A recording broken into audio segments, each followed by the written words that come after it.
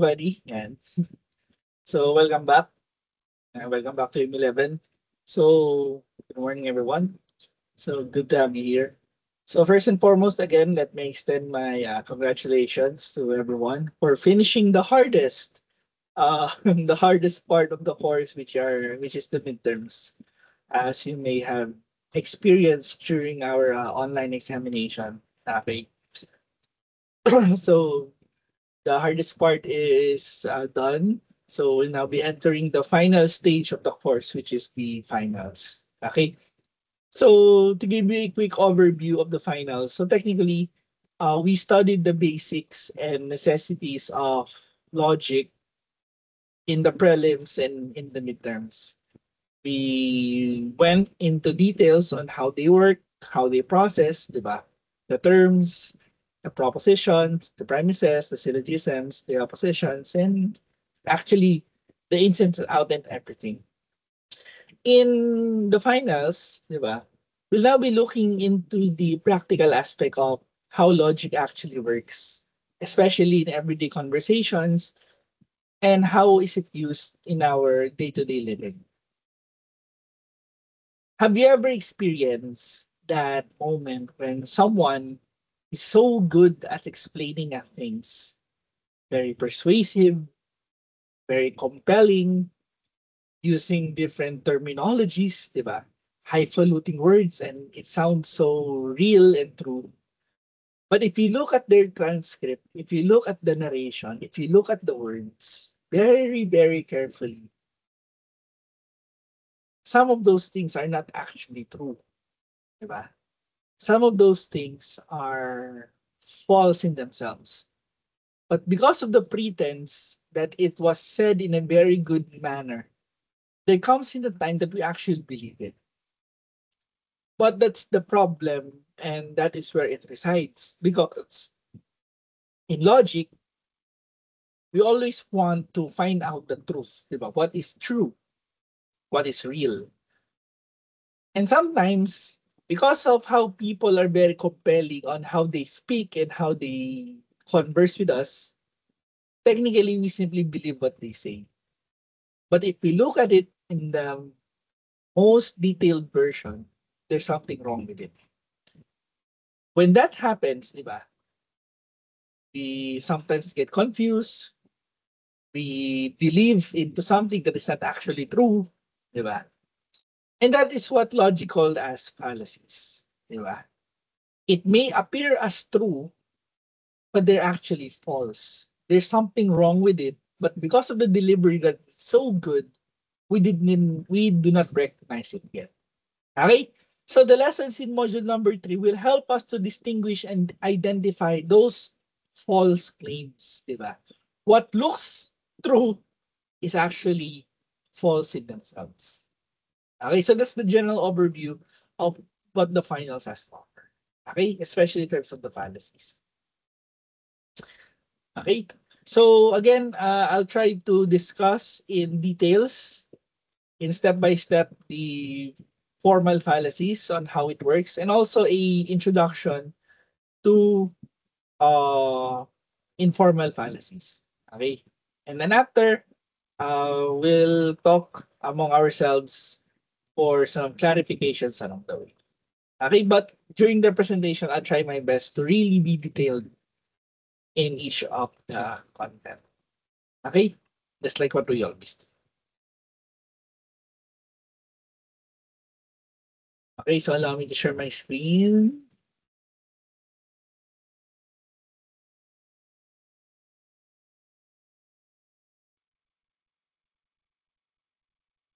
Remember, class, that in logic, in the prelims and in the midterms, we were so caught up and we focus on determining what is truth. Diba? Kung ano ba talaga yung totoo. But this time, I will be teaching you how to decipher and how to understand that even if things may seem true, they're actually not. Kaya nga tututukan natin ito ng pansin.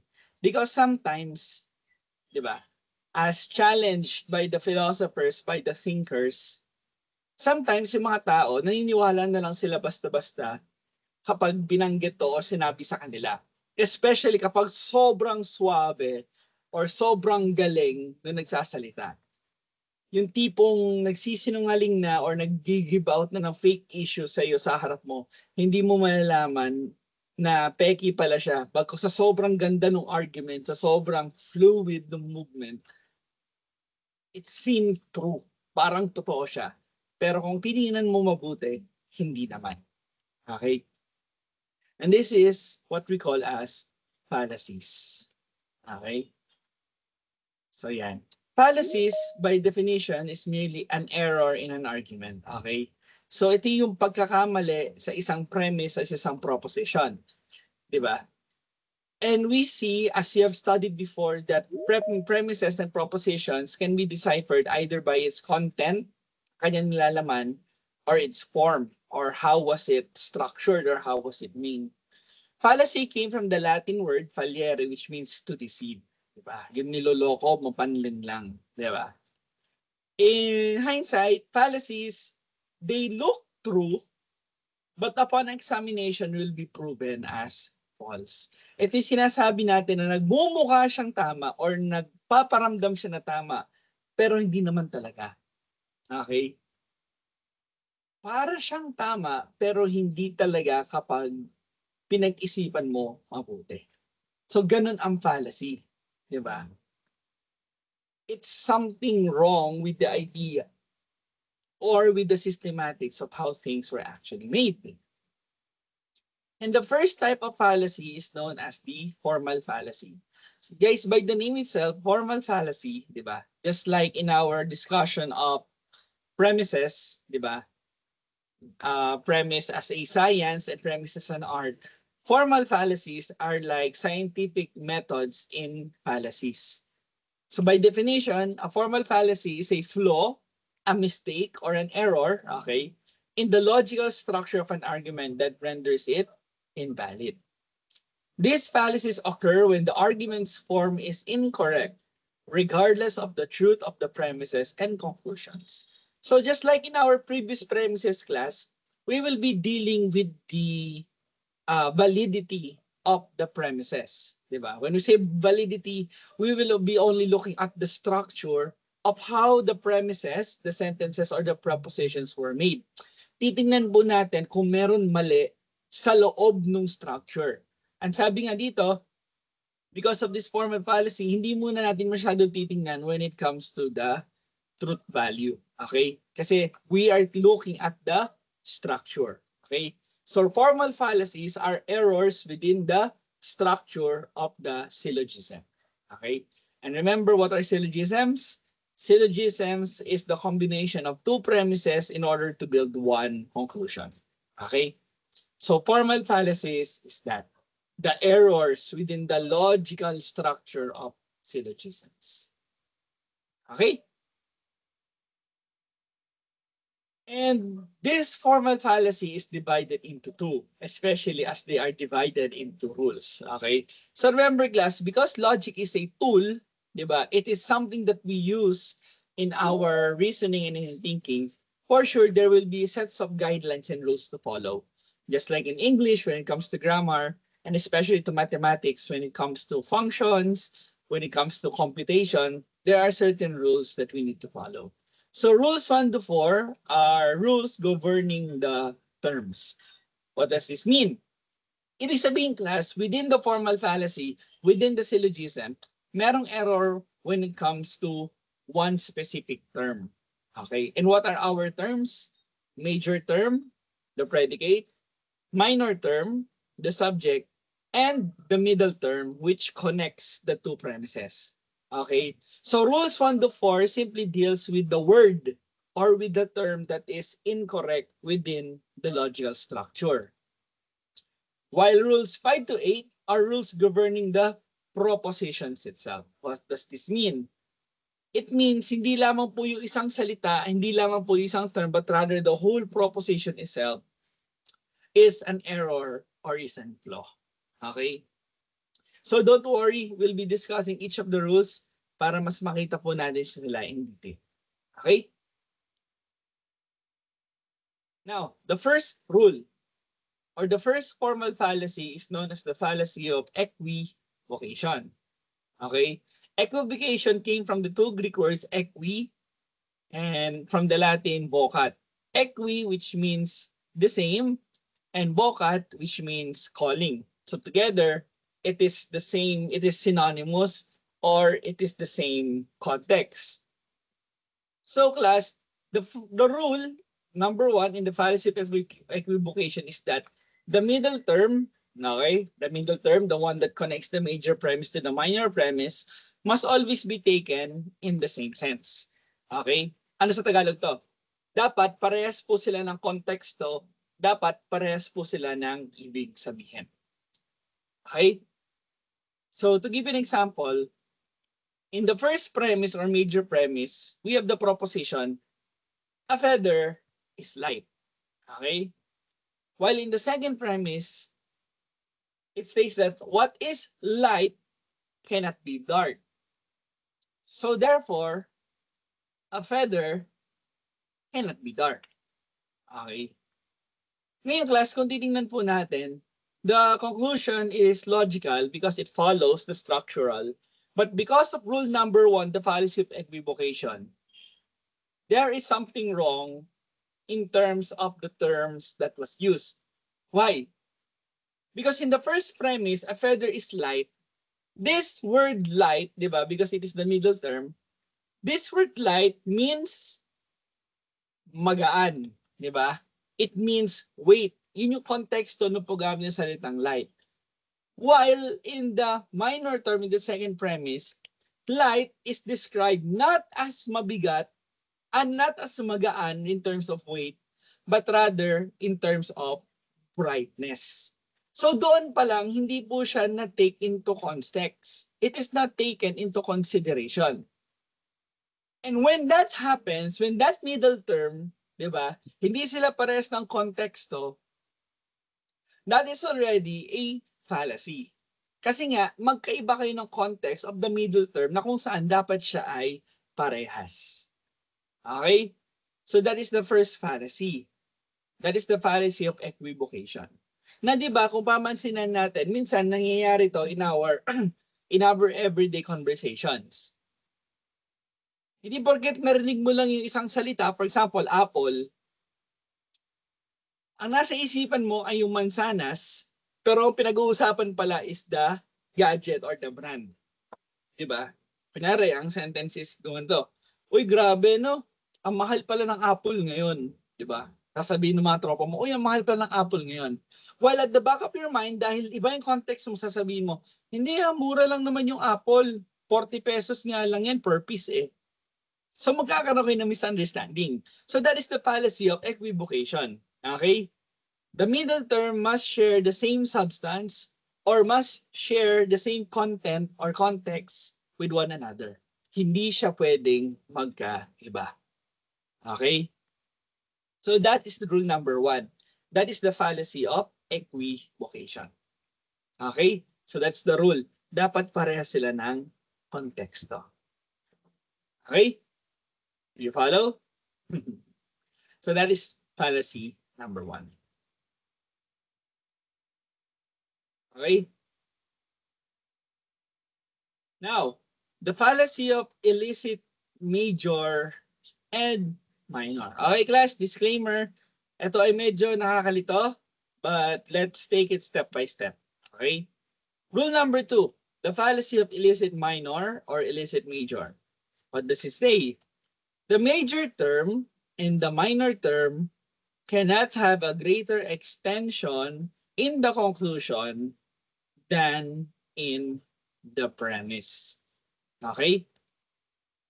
Again, the major term and the minor term cannot have a greater extension in the conclusion than in the premise. What does this mean? Okay? Ibig sabihin, class, when you say extension, ito yung sinasabi natin na scope and limitation ng isang term. Okay? Yung scope and limitation ng isang term. For example, the word magic. Okay, the word magic. Alam natin that there is no such thing as magic in this world. Yung parang nakita natin sa Harry Potter, di ba? Yung concoction, yung potions, di ba? There's no such thing as magic. It's all imaginary. But if you go to the realm of imagination, to the world of Harry Potter, magic exists. Pero hanggang dun lang. Okay? Yung extension ng magic for it to become true, it's only in the world of Harry Potter. Okay? But when you go to the real world, it does not exist. Okay? Ito yung pinag-uusapan sa fallacy of illicit major. Hanggang saan lang yung extension niya. And what is the rule? The major term and the minor term cannot have a greater extension in the conclusion, in the premise. So, ibig sabihin, mas malaki dapat yung extensions within the premises rather than the conclusion. Okay? To give an example. For example, in the major premise, all dogs are animals. In the minor premise, no cats are dogs. And in conclusion, no cats are animals. Now, if we're talking about extension, di ba? Ano yung bagay na nakakasakop sa kanila? Di ba? Yun yung scope, the scope and limitation. To further give you more details about this, let's look at the diagram. Okay?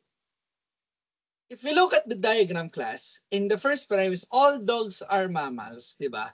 The word dogs, di ba? All dogs are within the scope of the mammals. Which is actually true, di ba? Kasi yun yung nasa major premise. It's what we're talking about. In the minor premise, no cats, di ba? No cats are dogs. So, hindi talaga magkasama yung word na cat dun sa dogs, which is actually true. But, in the conclusion, if you will look at the conclusion, sinabi dun na no cats are mammals. Na kung titingnan natin, 'di ba? Kung titingnan natin the diagram itself, 'di ba?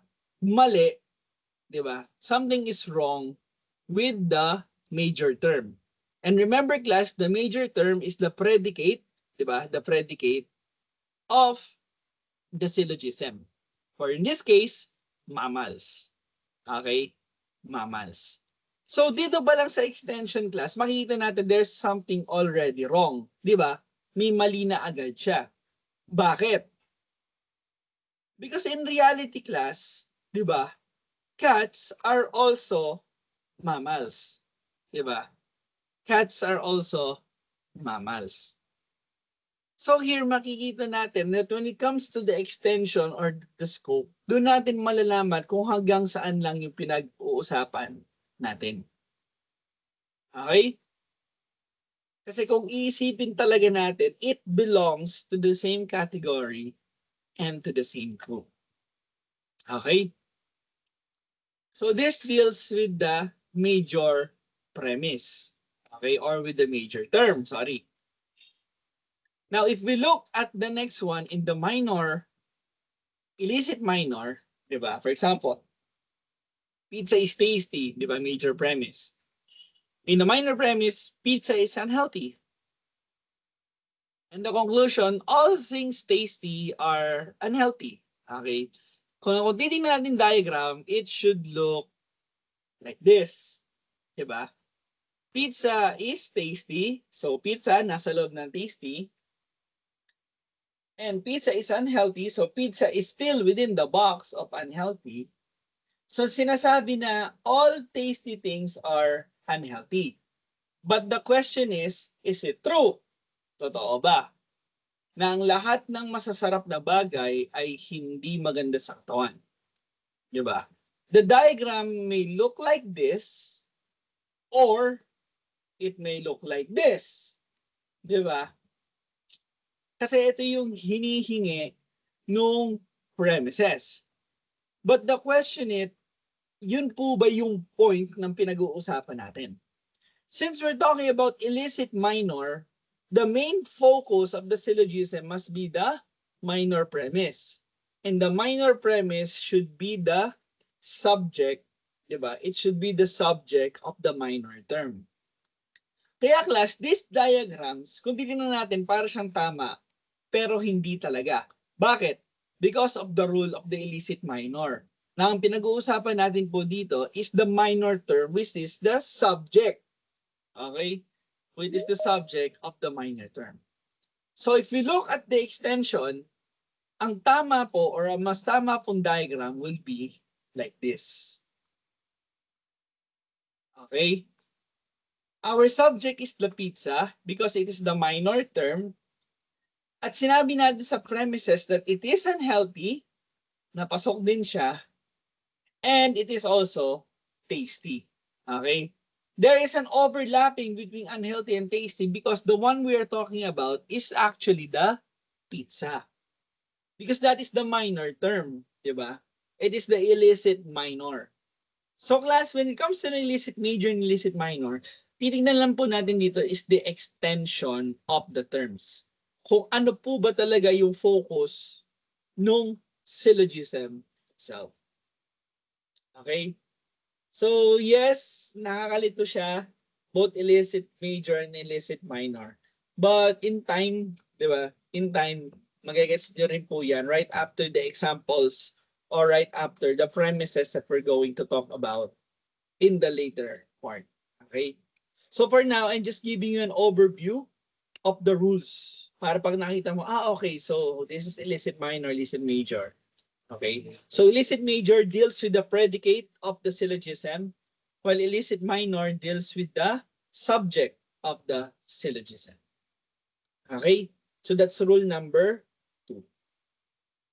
If there are problems with the subject and also the predicate. Okay? Rule number 1 is the fallacy of equivocality when it comes to the middle term.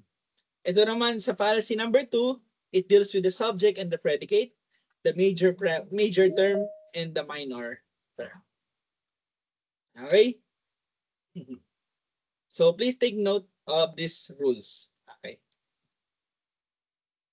The third rule is the fallacy of the misplaced middle term. Okay? Misplaced, ibig sabihin, wala sa lugar.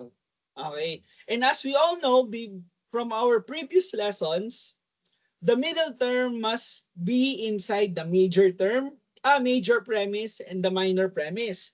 The middle term must not be in the conclusion because the middle term is the term that connects the major premise to the minor premise in order to build a conclusion. That's why we have rule number 3. The middle term must not occur in the conclusion. Sa Tagalog, hindi mo dapat makikita ang middle term sa conclusion. But rather, it must be inside the two premises, in the major premise and in the minor premise. For example, all humans are mortal. All cats are animals. Therefore, all cats are mortal. Remember, class, the middle term is the one that connects the major premise to the minor premise. Kaya hindi mo dapat siya makikita sa conclusion. And if ever that happens, that the middle term is inside the conclusion, it now falls under rule number 3, the fallacy of the misplaced middle term. Okay? As easy as that. Basta pag nakita nyo yung middle term na nasa conclusion, it already falls fallacy number 3. Because we have established before in the rules that the middle term can only be located in the major premise and in the minor premise.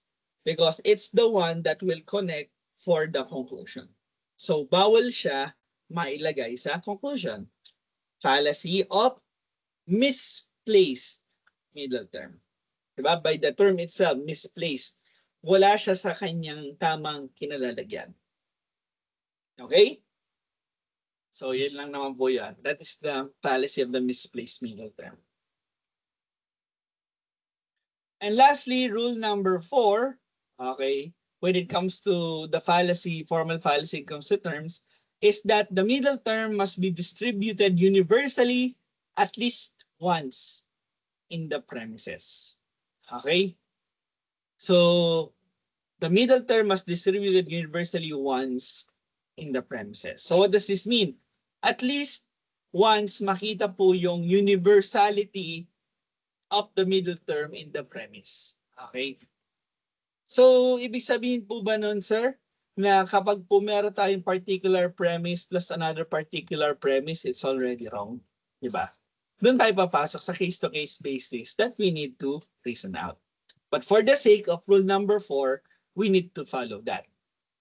Okay? For example, Some food are sweet. Not all food are fruits. So therefore, not all fruits are sweet. Di ba? Bakit kailangan natin i-establish na isang universal in one of the premises? Because class, if we go back to the original part, or once we understand the part of the syllogism, especially in the premises, we need to establish one is universally true. Diba? Kasi doon tayo magbabase if a particular detail is actually true or false. Remember, syllogism is about deductive reasoning. We always start from the universal concept down to the particular. Why? Because the universal concept, di ba? The universal concept will set the standard whether the particular proposition or premise is true or false. Di ba? I'll give an example. Meron tayong isang general knowledge, di ba? Na alam ng lahat, di ba? Alam ng lahat. Kapag nagdagdag tayo ng details ko doon sa general knowledge na yon, meron na tayong basis kung ito ba ay totoo or hindi. Ito yung kahalagaan kung bakit merong at least one universal sa syllogism. Kasi that universal will serve as the premise, or rather will serve as the source of whether it is true or false. May pinanggagalingan kung totoo nga ba to or hindi. So if you see, for the sake of rule number 4, that in the syllogism, that there is no universality, di ba? How can we distinguish or how can we solidify that what we have is actually true if it's not based on a universal premise? So that is how rule number 4 works. Okay? It is undistributed. So technically, kailangan natin ng universal premise to establish the facts. Okay? So that's rule number 4. So, makita natin, rules 1 to 4, ang main problem lang po natin are the terms, di ba? One specific term. Rule number 1, the middle term, equivocality, the fallacy of equivocals. Number 2, the rule of illicit minor or illicit major regarding the subject and the predicate. Next is the fallacy of the misplaced middle term, that the middle term must not be in the conclusion. Diba? And this time, we're now talking of the fallacy of undistributed middle term because it needs to be one of which must be universal. Okay? So that's rule 1 to 4. So in order to, hindi naman memorize, to be familiar with this, you need to take down the basics or at least the name of the fallacy. Kasi from there, you can already see now what kind of fallacy that we are actually talking about. And rules 1 to 4 deals with the term itself. Okay? Term itself. Okay, do you follow? Okay? To see if you're still there, kindly give me a reaction that you are still there with me, that you can still follow. Okay? Yan, thank you so much. Don't worry, class.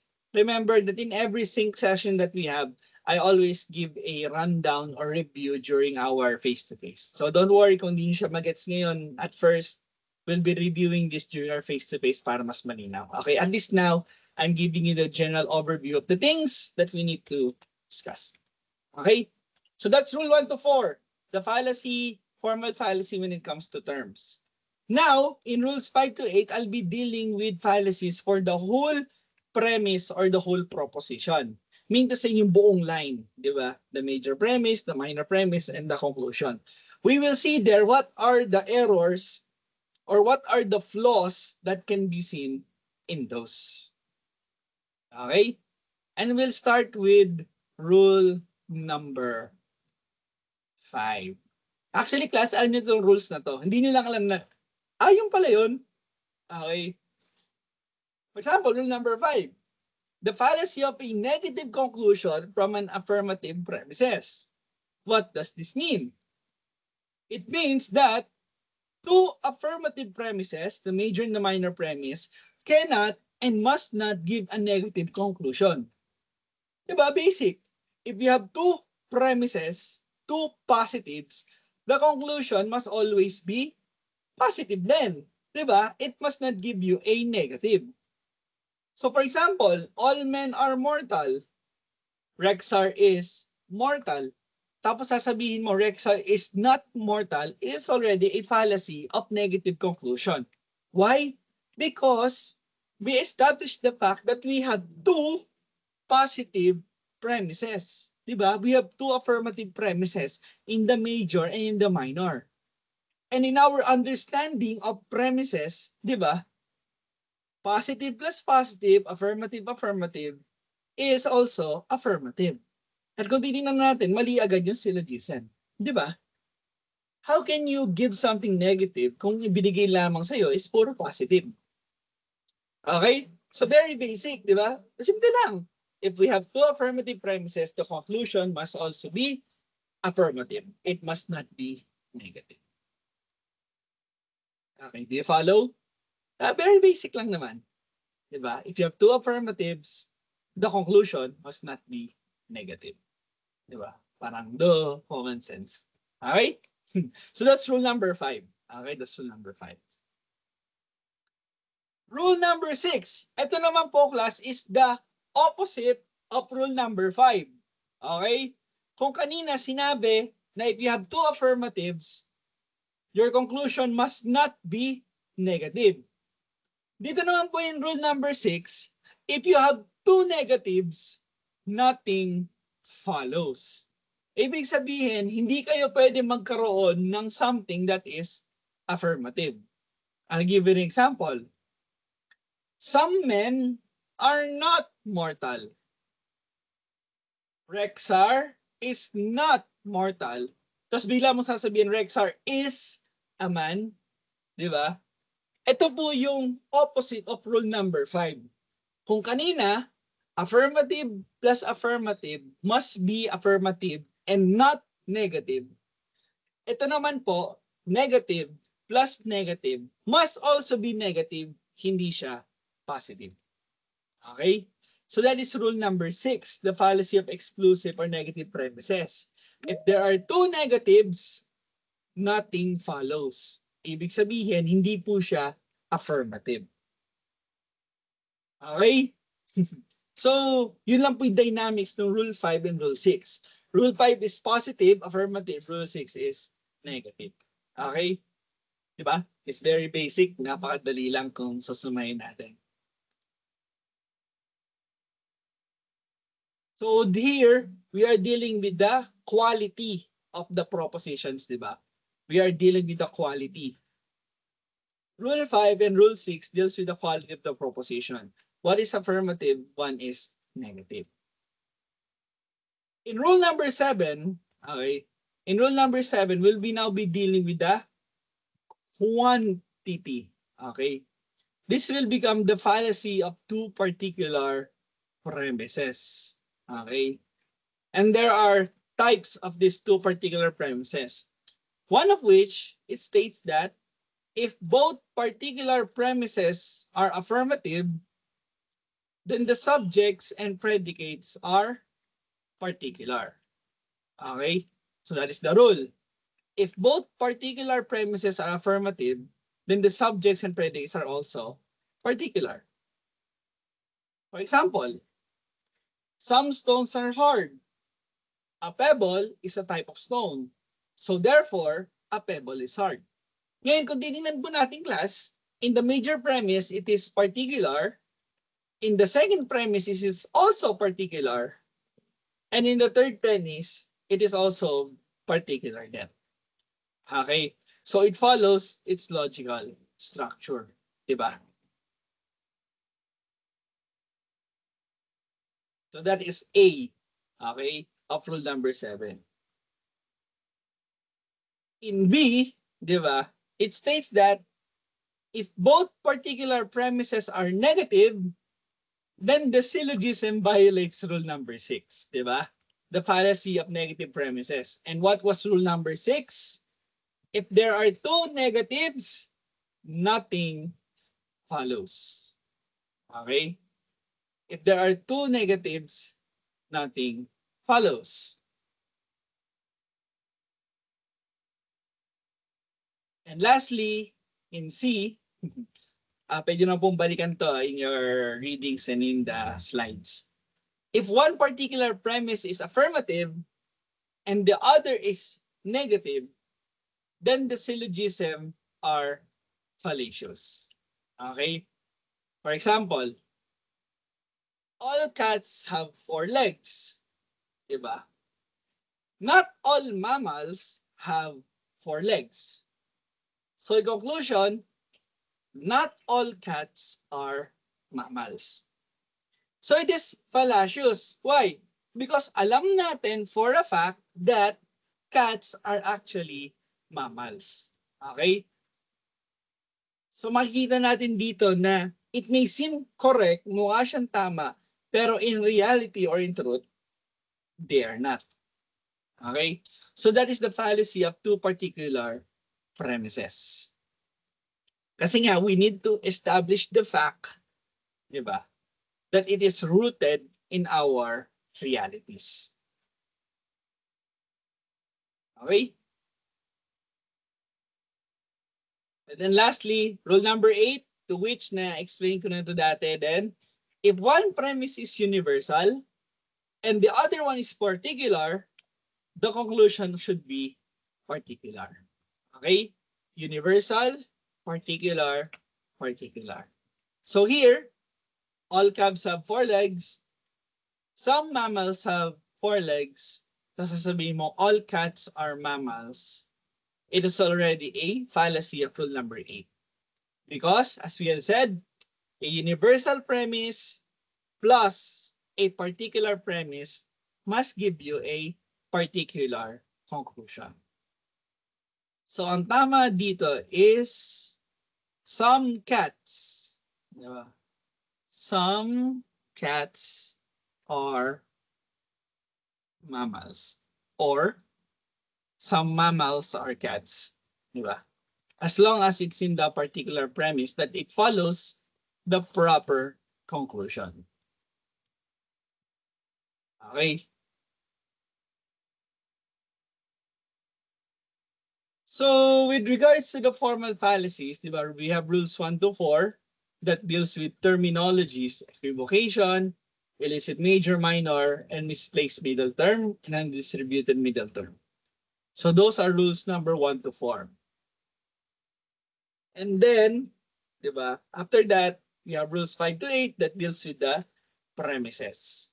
Negative conclusion from affirmative premises, exclusive negative premises, two particular premises, and universal conclusion for particular premises. Okay? So you can check this, pwede siyang balikan in your BPL with regards to the slides. Okay? So as we all know, that fallacies, as we have discussed last time, are errors in an argument. Okay? It came from the Latin word fallere, which means to deceive. And we all know that it looks true, but upon examination will be proven false. Diba? So those are errors, there are flaws, there are mistakes within an argument that we are in. Diba? They may sound true, they may look true, but if you look at them very closely, they have errors from within. Okay? So those are the fallacies. Those are errors, those are flaws, and those are the mistakes. So as we all know, just like with last week's lecture, there are two types of fallacies. The first that we have discussed is the formal fallacy, which defines as errors that are committed due to lack of skill in reasoning, and this in turn is due to lack of training in the logical process. Diba? Or much better understood, they are present errors involving the forms of argument, hence they are formal. And they occur only in deductive argument. So technically, class, formal fallacy are syntax errors within the argument or the syllogism themselves. Remember our lectures from last week, there are different rules to which formal fallacies fall under place. Rules number 1 to 4 they discuss the formal fallacies in terms of terms, di ba? If there is a mistake within the term, within the propositions, and rules 5 to 8 if there are no mistakes within the premise or propositions themselves. Di ba? It's like a mathematical equation to which one of the elements is already wrong. Di ba? Kapag walang equal sign, walang positive or negative, di ba? The variables are wrong. So those are the formal fallacies. They constitute to a syntax error. Okay? Meron ng problema within the system itself. Diba? If you have electronic devices, if you have things in your home that have parts within them, kapag nagkaroon lang ng isang faulty or isang error from within, may nawalang screw, meron na dent, merong na out of place na isang mechanism, di ba? It causes an error. It causes it to malfunction. And same goes with the formal fallacies to which we have discussed last week, di ba? These are the systematic errors within the syllogism. Okay? So just remember our lecture from last week with regards to formal fallacies. Okay? Now, this is the second type. Okay? Formal fallacies are the scientific approach to logic. But this time, we now have informal fallacies. If formal fallacy is the scientific, the theoretical, conceptual, informal fallacies is the practical. Okay? Why practical? Because we use this in everyday conversation. Ito yung ginagamit natin kung paano tayo makipagtalo, paano tayo makipag-usap, paano tayo makipag-communicate. So, informal fallacies, they are errors that are committed when either irrelevant psychological factors are allowed to distort the reasoning process through the use, for example, of pity, threat, etc. Diba? Diba, for example, hindi mo napapansin, minsan pag nag-explain tayo, we give our arguments, we try to convince the other person of the ideas that you already have, tapos bigla sasabihin sa akin, o di ikaw na matalino, o di ikaw na may alam sa buhay, ako na bobo. Diba? Have you experienced those things? Sorry about that. Like, you're trying to explain the facts. You're trying to explain what already is, di ba? Bigla sasabihin sa'yo na, o di ikaw na matalino, ikaw na bobo, ako na bobo. Sorry ha, mahina lang ako eh. Di ba? So those are some of the example of informal fallacies, di ba? They try to evoke psychological factors or even other principles or variables that are not totally connected to the things that we are talking about. Okay? And there are two types of informal fallacies. Okay? The first informal fallacy is known as the fallacy of relevance. Okay? Premises are irrelevant to the conclusion of that argument. Ibig sabihin nito, class, kapag meron tayong dinidiscuss, meron tayong ine-explain, di ba? Tapos when it's their time to provide a counter argument or time to respond, parang out of topic. Tipong hindi mo alam kung saan siya nanggaling. Okay? Premises may appear to be psychologically relevant even though it does not follow logically. Okay?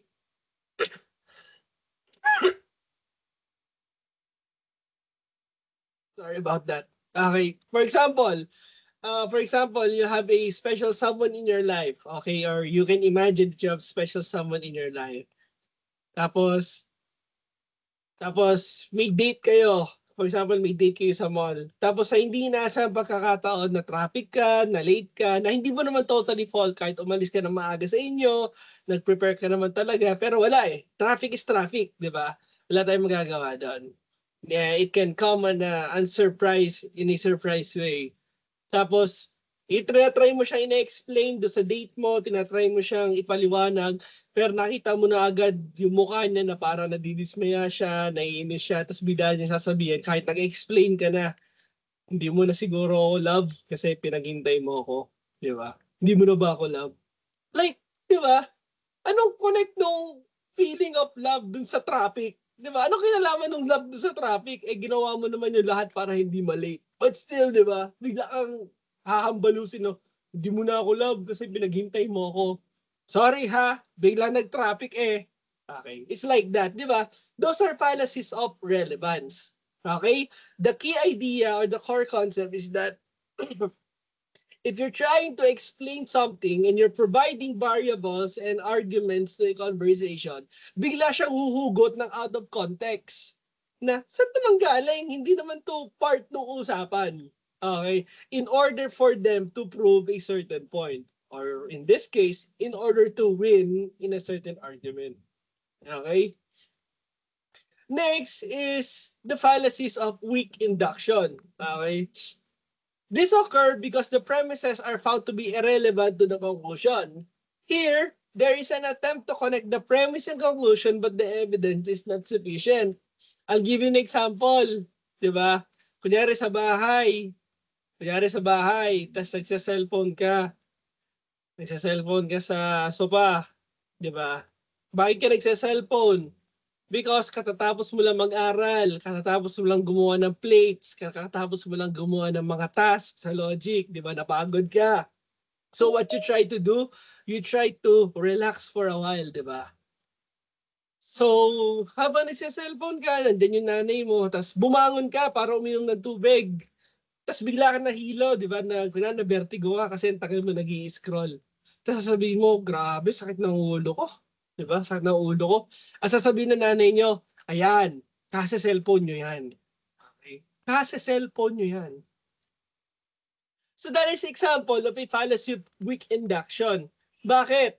By the mere fact na hindi alam ni mother na ikaw yung nag-aral, gumawa ng task, gumawa ng plates, at ikaw nagre-relax lang through phone, nagkataon lang na sumakit yung ulo mo at that moment. Bakit? Kasi nakita lang ng nanay mo ay yung pagsa-cellphone mo. In order to conclude kung bakit masakit yung ulo mo, it's because nagsa-cellphone ka lang whole day. That's a fallacy of weak induction because as you have understand before, you need two or more premises in order to make a conclusion. Okay? So class, those are merely examples of weak induction fallacies, di ba? Pag kulang, di ba? If there are certain details and you simply jump into conclusions. Okay? Yan. Ewan ko alam na abutin si Boy Pickup noon sa Bubble Gang. Yan. For example, kape ka ba? Bakit? Kasi ang English ng kotse ay car. So, anong kinalaman nun? Diba? Anong kinalaman nun? So, these are the different examples of how informal fallacies actually work. Okay? So, those are the two types. The fallacies of relevance and the fallacies of weak induction. Okay? Can you follow? Nasusundan nyo? Mas madali siyang unawain because nangyayari to in real life, di ba? Na hindi nyo namamalayan na, ay, fallacy pala yun. Ay, mali pala yun. Tapos pinaniniwalaan natin or naniniwala yung ibang tao doon. But all the while, kung titingnan natin, it's really incorrect. Na hindi dapat siya tama. Pero sabi ko nga sa inyo, because of the human setting, because ang galing magsalita, ang galing maggumawa ng mga argument, di ba? Para siyang tama, even if it is not. So that is the main nature of informal fallacy, especially in everyday conversation and especially in everyday arguments. Akala mo lang tama, pero hindi talaga. If and only if pinag-isipan mo mabuti. Okay? And there are many types of fallacies. Okay? There are many types of informal fallacies to which we will be discussing. Okay? Don't worry, class. Unti-untiin natin yan with the remaining lessons that we have para sa susunod that you'll be engaging in certain arguments is mararecognize yun na, oh, shucks, ito yung ginamit na sa akin. Which is a fallacy na it does not lead to a certain truth. Okay? So, according here, the fallacies of relevance are like argumentum ad baculum, appeal to force, argumentum ad misericordiam, appeal to pity, argumentum ad populum, appeal to the people, and argumentum ad hominem, appeal to the person. Okay? So, class, kung mapapansin nyo, some of these fallacies are created in the Latin context. Why? Because as we all know, logic was created during the time of the Greeks and later they were conquered by the Romans. Kaya from Greek, they become Latin. And to which these are the language that we speak. But don't worry, we'll be discussing this in the later lessons that we will be having. Okay? at least you'll have a idea na, oh shucks, ito pala siya. So, ang dami palang types of informal fallacies na nangyayari in everyday conversations. So, papasok din dito yung genetic fallacy, the fallacy of accident, the ignorantio elenchi, ignorance of reputation, the red herring fallacy, and the arithmetical fallacy. Okay, so these are fallacies of relevance. When we say relevance, ibig sabihin, there are some variables, there are some elements that are taken outside of the context of the main syllogism and used within. Kumbaga, kumukuha ka ng bala, kumuha ka na ng kumuha ka ng variables that are outside the argument in order to prove a point. Okay? And now the fallacies of weak induction, ibig sabihin, mahina yung elements o mahina yung ebidensya in order to make a conclusion, such as argumentum ad verecundiam, yan, the appeal to truth, argumentum ad ignorantiam, the appeal to ignorance, the fallacy of hasty generalization, yan, the overgeneralization that we'll be discussing soon, the post hoc, ergo propter hoc, the slippery slope fallacy, the fallacy of weak analogy, petitio principii, complex question, and false dilemma.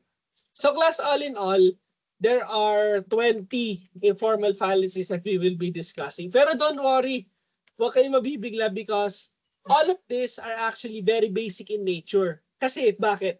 Kasi you'll realize na, ay, ginamitan pala ako nito. That it was wrong. That this is a type of an error. Na pinaniwalaan ko, pero mali pala talaga. Okay? And we'll be discussing this in the future, but not today. Okay? Sa susunod pa. So, yan yung mga bagay na aabangan natin. So, before knowing the mistakes, di ba? Before knowing what are the informal fallacies, we must understand on how to detect them, di ba? How do we, what are the things that we need to prepare in order for us to not to fall into the trap of these informal fallacies? Not only na tayo yung nakikinig, bagkos tayo yung nag-explain din. Kasi baka mamaya tayo mismo yung gumagamit nito. Okay? So the first is be clear about the exact meaning of the statement to which we are asked to agree, including the exact meaning of each supporting statement. So dapat po malinaw, di ba? Ito yung pinag-uusapan natin, ito yung elements, ito yung variables, hanggang dito lang po tayo. Okay? Ito yung context, ito yung picture, ito yung whole image, hanggang dito lang. At nung sinabi kong ganito, ito po yung ibig sabihin niya. Ay, nung sinabi kong ganito, ito po yung ibig sabihin niya. Okay? You need to put into context. Dapat malinaw yung kinalalagyan ninyo. To where you are sitting or to where you are standing. Para malinaw. Di ba? Ito yung kahalagahan na sinasabi natin before na dapat iisa yung iniisip natin pagdating doon sa term or pagdating doon sa proposition. Okay? So dapat po ay malinaw, be clear. Second, be clear about the evidence, okay, or the other arguments that would be relevant to establishing a conclusion in the question. And regard with suspicion any argument that does not offer such evidence. What does this mean? Dahil alam na natin yung context na pinag-uusapan po natin, we now need to recognize ano yung mga bagay na dapat pag-usapan na pwedeng isali sa usapan na ito, sa usapay na ito, at ano yung mga bagay na hindi mo dapat isasama. Okay? Para nga magkaroon tayo ng scope and limitation. Kaya nga class, one of the main problems of misunderstanding and miscommunication pagdating sa dalawang tao is that it's either sumosobra yung details na napapasama sa usapan or kulang. Okay? So those are the most common problems kapag tayo nag-argue or tayo nakikipag-communicate. It's either ang dami nating sinasabi, ang dami nating dinadagdag na hindi naman kailangan or kulang yung sinasabi natin. Diba? Sabi nga nila, the less words that you use, the less mistakes that you will commit. Same goes sa argument. Huwag tayo po magdadagdag ng mga bagay na hindi naman talaga kasali. We only stick to the problem at hand. Diba? Let's just focus on the problem at hand. Number 3, be suspicious of arguments that tend to evoke emotion of any kind. Yan. Kung napapansin na po natin sa kausap natin na medyo lumalakas na yung feelings or emotions nila, di ba? Alam naman natin in logic that feelings and emotions does not technically leverage the argument. Bakit? Because we're dealing with facts. We're dealing with propositions, di ba? You use words, you use ideas, you use thoughts, di ba? Ngayon, pag nadadala niya yung tao ng emotions nila, di ba? Pag nadadala niya ng extreme feelings, nahihirapan na yan mag-think of possible arguments. Kaya minsan, nagre-resort na lang sila dun sa bugbog o dun sa bagabag ng damdamin nila. Okay? And remember, logic is about ideas, the variables, the evidences, hindi lang basta bugso ng damdamin. Okay? So be suspicious of arguments presented by anyone who might have a motive to deceive. Yan. Iingatan din po natin yung mga tao na kapulong natin or kausap. Kasi baka mamaya may intention sila na parang lokohin lang tayo. Diba? At the very beginning of the argument, hindi sila willing to tell the truth. Bagkos papaikot-ikutin na lang tayo to get what they want. Or minsan, hindi na sa pagkakataon, minsan baka tayo, we use the motive to deceive, di ba? How many times, di ba, I'll be honest, how many times in my past na ako, gumamit din ako ng deception when I use arguments para hindi mo mapagalitan ng bata ako. And even right now, na malaki ako, di ba? Na alam ko I made the mistake, alam ko na matatalo ko sa argument, so what do?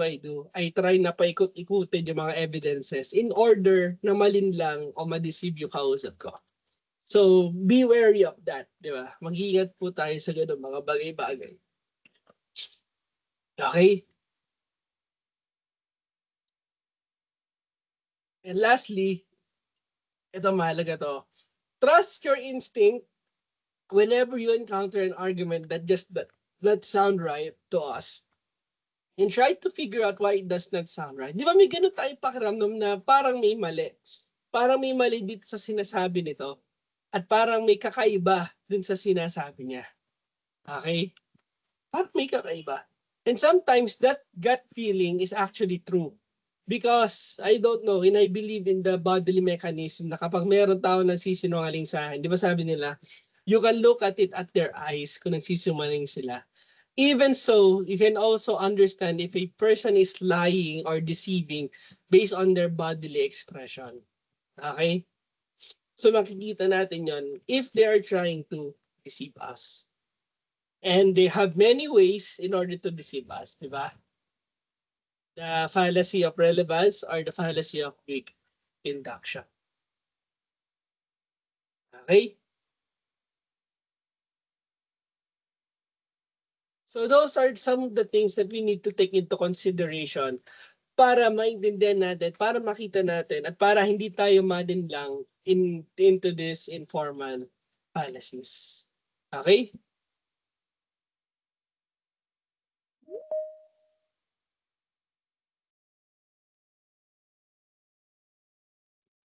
So do you have any questions with regards to the fallacies that we have just discussed?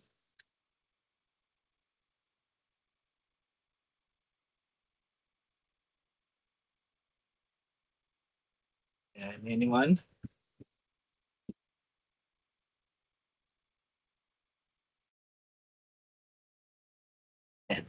So as you can see, diba, we can already see na even how people, how good that they are at explaining things or talking to us.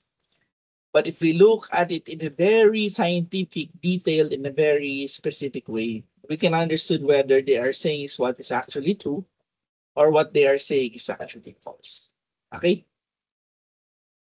So that is how fallacies works. By the name itself, faliere, which means to deceive. So we're studying this thing so that if we come in contact with it in the not so distant future, we get to prepare ourselves. Okay? So do you have any questions in regards to that one? To the concept of fallacies? Do you have any question?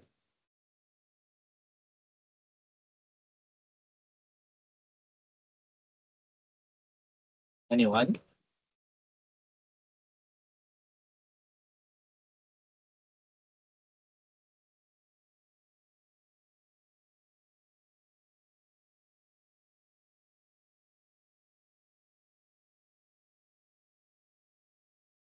Okay.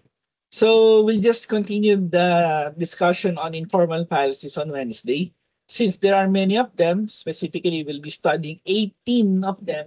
I'll just be first giving the first half or the first 9 on Wednesday. Okay? So class, thank you so much for attending today's lecture on fallacies. So I'll see you again on Wednesday for the continuation. Okay? So good luck. Take care for the rest of the day and good luck with your other classes. Okay? Okay. Bye guys. I'll see you on Wednesday. Bye-bye.